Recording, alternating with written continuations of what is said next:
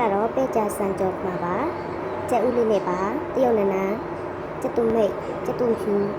ကော်ပီမလာဦးမီပြီးတော့ပဲကြဆန်ကြီးစိန်ထားပါတယ်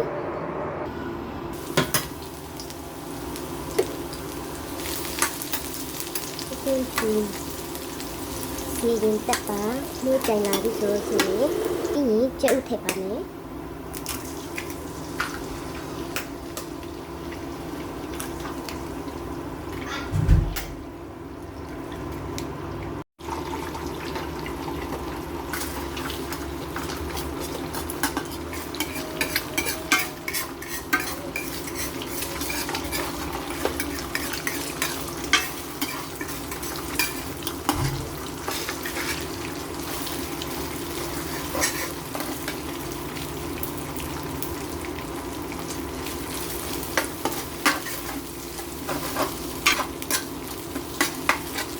ဒီနေ့ထားကြတော့စီ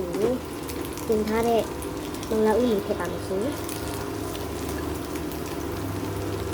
ကော်ပီน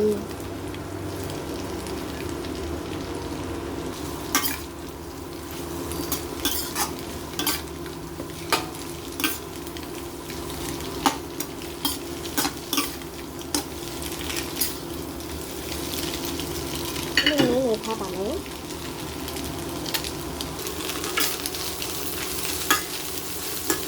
ဒီနေ့ထားရပြီဆိုတော့ရှင်ကျမတို့ဒီစိန်ထားတဲ့ပဲကြဆန်ထည့်ပါမယ်ရှင်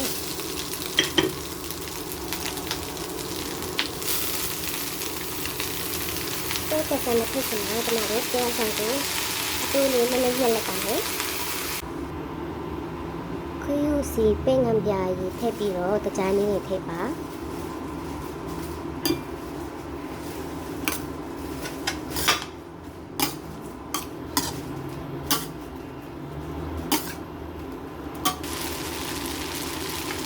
ရေနည်းငယ်ထည့်ပါမယ်။အိုးမကတ်အောင်ပဲကြဆန်မြန်မြန်နီးရအောင်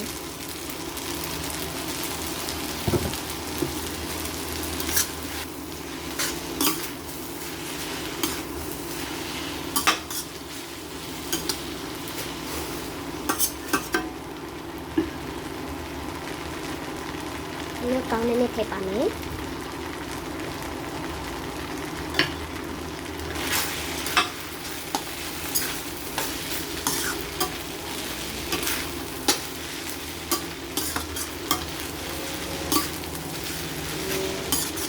ပဲကြဆန်ကချုံမမပါပါဘူးခုဒီနဲ့တင်းငန်းပြာရီအကြည့်ပဲထည့်ထားပါတယ်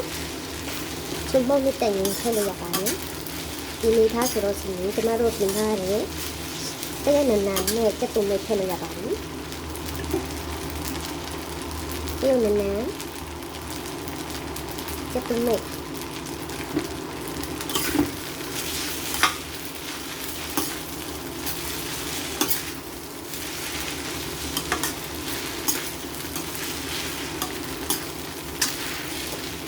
ဆိုရင်ကျမတို့ရဲ့ပဲကြဆန်ကြော်ရပါပြီဒီနေရာမှာပဲကြဆန်ကြော်ကအသားလေးကြော်မယ်ဆိုတော့စီခရမ်းချင်းပြီးထည့်ကြော်ပါဒါကျဦးနဲ့ကြော်တဲ့မို့လို့ခရမ်းချင်းပြီးမထည့်တော့ပါဘူးဆိုတော့စီကျမတို့ပဲကြဆန်ရပါပြီ